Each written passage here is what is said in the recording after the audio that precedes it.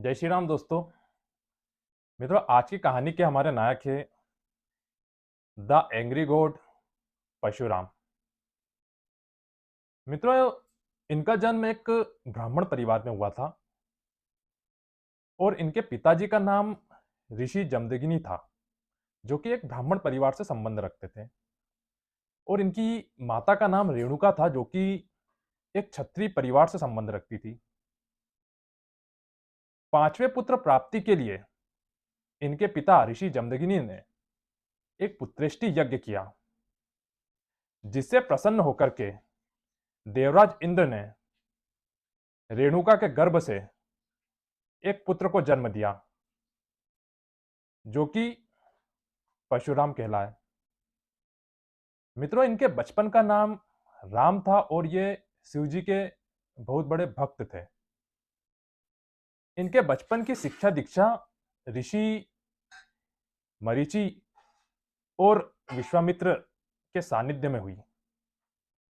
युवान अवस्था में ये कैलाश पर्वत स्थित शिव जी के आश्रम चले गए, जहां पर इन्होंने अनेक प्रकार की अस्त्र और शस्त्रों की शिक्षा प्राप्त की। शिवजी इनकी भक्ति से प्रसन्न होकर के इन्हें अनेक प्रकार के अस्त्र और शस्त्र प्रदान किए। उनमें से ही एक अस्त्र था इनका परशु नामक फरसा।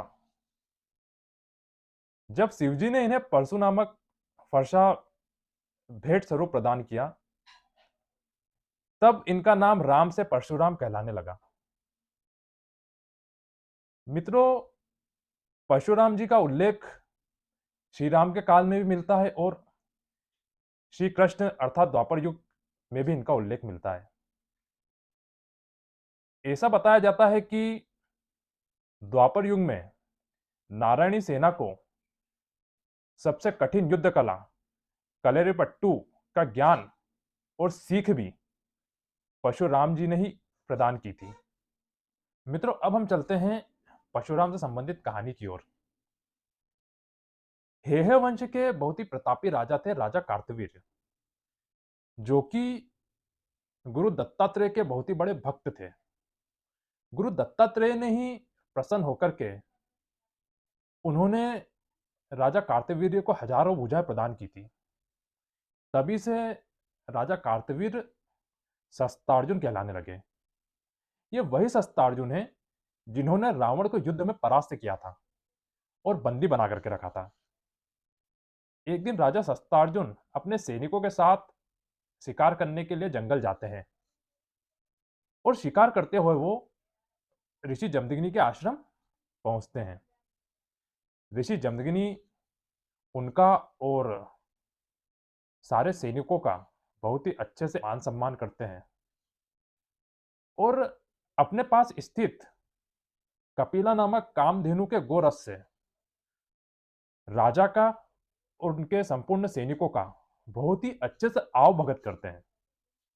मित्रों, कामधेनु गाय की विशेषता यह रहती है कि आप कामधेनु गाय के समक्ष अपनी जो भी कामना रखोगे, वो गाय उस कामना को पूर्ण करते जाती है। आज के युग में तो कामधेनु गाय नहीं है, लेकिन उस काल में वो कामधेनु गाय थी। जब शस्त्रार्जुन की नजर उस कामधेनु गाय पर पड़ती है, तो उनके मन में लालच आ जाता है और वो बलपूर्वक उस गाय को अपने महल ले जाते हैं। जब परशुराम अपने पिताजी के आश्रम पहुंचते हैं, तो उनके पिताजी उनको पूरा वृत्तांत सुनाते हैं।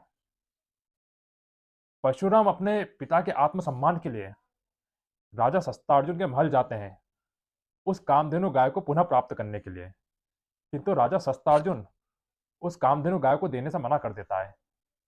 तभी क्रोधवश परशुराम शस्त्रार्जुन का वध कर देते हैं।